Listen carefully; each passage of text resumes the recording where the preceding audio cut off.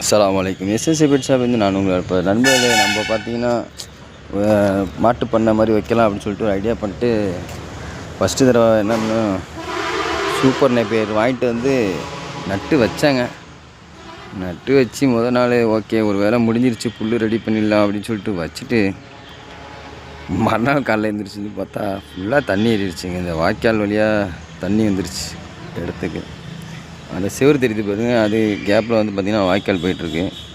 இங்கேருந்து தண்ணி பார்த்திங்கன்னா ஊற்றி ஊறி அப்படியே ஃபுல்லாக உள்ளே ஏறிடுச்சு. இது அவ்வளோதான் போல இருக்குது. அழிவிரம் தானே, அப்படியே எல்லாம் அழிவிரம்னு நினைக்கிறேன். மெனக்கட்டு செலவு பண்ணி எல்லாம் ரெடி பண்ணாக்க கடைசி நேரில் பார்த்திங்கன்னா ஒரு 600 கரணை மாதிரி வச்சாச்சு, ரெடி பண்ணியாச்சு. சரி மாடுங்களுக்கு ரெடியாக முதல்ல தீனி தான் முக்கியம் அப்படின்னு சொல்லிட்டு தீனி செட்டப்பு போட்டாச்சுன்னு சந்தோஷமாக இருந்தேன். பார்த்திங்கன்னா மறுநாளே ஒரு அடி விழுந்துருச்சு. என்ன செய்யுங்க, படி எடுத்து வச்சோடனே டபக்குன்னு உடஞ்ச மாதிரி ஆயிடுச்சு. இது இனிமேல் திரும்ப இது நான் ரெடி பண்ணுறதுக்கு எப்படியும் ஒரு வருஷம் ஆயிரும். ஏன்னா இந்த இடத்துல தண்ணி வத்துறதுக்கு ரொம்ப லேட்டாகும், காஞ்சி திரும்ப அதை ரெடி பண்ணுறதுக்கு. பார்ப்போம் இன்ஷால்லா. ஏதாவது 1-2 முளைச்சாலும் பரவாயில்லன்னு பார்த்துட்ருக்கேன். கரணை நமக்கு ரொம்ப தேவைப்படுது, எல்லா இடத்துலையும் போய் வாங்கிட்டு இருக்கோம்ல. வச்சுருக்கேன் 1-2 கரணைங்க பார்த்திங்கன்னா துளிர் விடுதுங்க.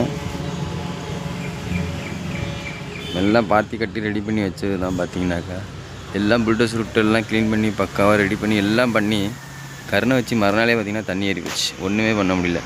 அங்கே பார்த்திங்கன்னா ஃபுல்லாகவே அடைச்சிருக்கோம். அந்த தென்னை மரத்துக்கு கீழெல்லாம் பார்த்திங்கன்னா அடைச்சாச்சு. ஆனால் அந்த வழியாக 2வது வேறு கேப் வழியாக ஃபுல்லாக தண்ணி ஏறுது. ஒன்றுமே பண்ண முடியல. எதாவது மண் வெட்டி போட்டாலும் திரும்ப வந்துக்கிட்டே தான் இருக்குது ஊத்தூரி.